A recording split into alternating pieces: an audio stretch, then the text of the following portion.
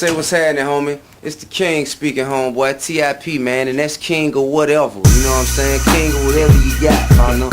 You checking me out right here at Dtlr, where you can get your news or coup. You understand that? Hey, your lifestyle, my lifestyle. This how we get out. Yo, yo, yo, yo, yo, yo. I say still I stand. Hey, it's shouted here I am. Albums, you already know, every time I put one out, I put a whole lot of myself into it. And all of my albums are a reflection of my life and what's going on in my life. And this album is no different. This album, what I can say, quite honestly, is probably the most that I have ever thought about what I was saying before I said it in making music. You know, usually I listen to music, I pace back and forth in the studio, I realize what I want to say, and then I just go say it. You know, whereas this album, I listen to music, I write stuff down, I go back, I see if this is exactly what I want to say, how I want to say it, scratch that out, say, well, maybe I could have said that better. You know what I'm saying? I bounce ideas off of myself back and forth a whole lot in the creation and the production of this album. So, a lot of people are saying this is my best one yet. I can't pick no best one yet, you know what I'm saying? I can't say. I think every album I do is my best one, so they like children to me, so I can't choose their favorites.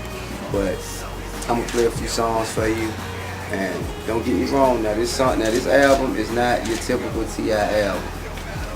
I never realized how much I used to refer to guns and drugs, you know, until I stopped doing it.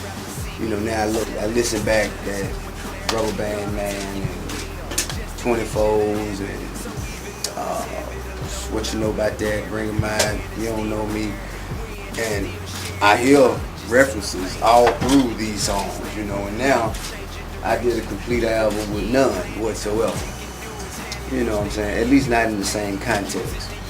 So I'm gonna play a few songs for you, and I just want to warn you, this is not typical T.I. music. It's gonna be stuff you hear on here that you're gonna be like, I didn't hear T.I. on that. I never would have thought T.I. would have did that. But you know, we did everything we could to diversify the sound of T.I. and to expand on what we already have built to be the brand of T.I.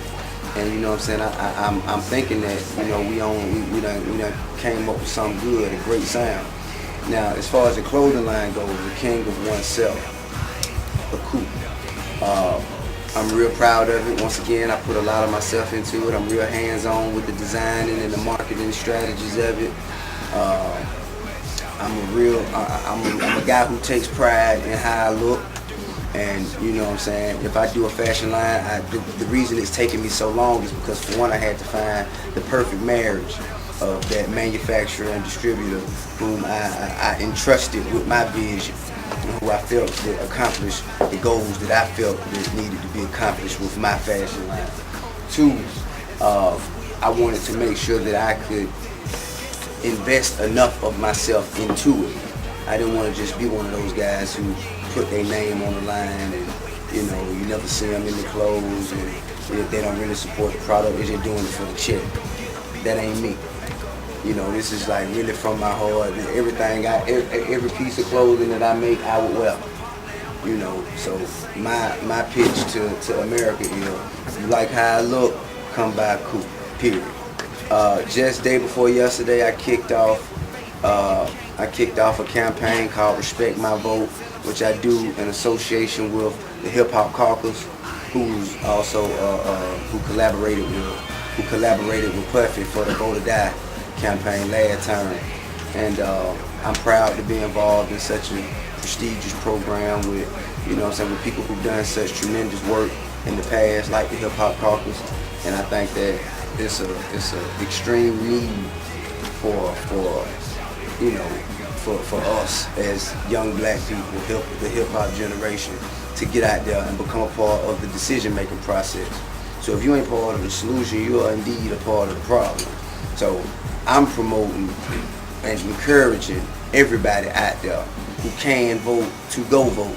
I'm also encouraging those of us who think we can't vote just because we're felons to go out there and find out whether or not in your jurisdiction you can vote, because in some jurisdictions you can still vote as a felon. And I think nationwide, even if you a felon, as long as you ain't serving no sentence or you ain't on probation, you can still vote. Now, a lot of us don't know that. You know what I'm saying? And the statistics say that between 18 and 24, people who ain't in college, out of people who ain't in college, 93% of them don't vote. Now I don't know how that break down the numbers as far as vote by vote, but it's a hell of a lot of people ain't vote. And they say in 2000, the Gore-Bush campaign, man, which started the whole mess to begin with. The Gore-Bush campaign, they say it was decided by 583 voters, which means 583 people out of America, out of the whole country. 583 people could have kept us from going through all this nonsense. Could have kept us out of the war. Could have kept the gas prices from rising. Could have kept the economy the way it was. 583 people.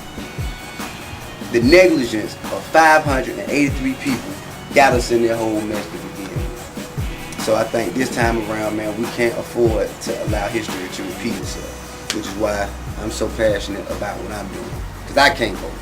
So I figure if I'm going to be minus my one vote, least I can do is encourage 1 million people to get out there and vote. So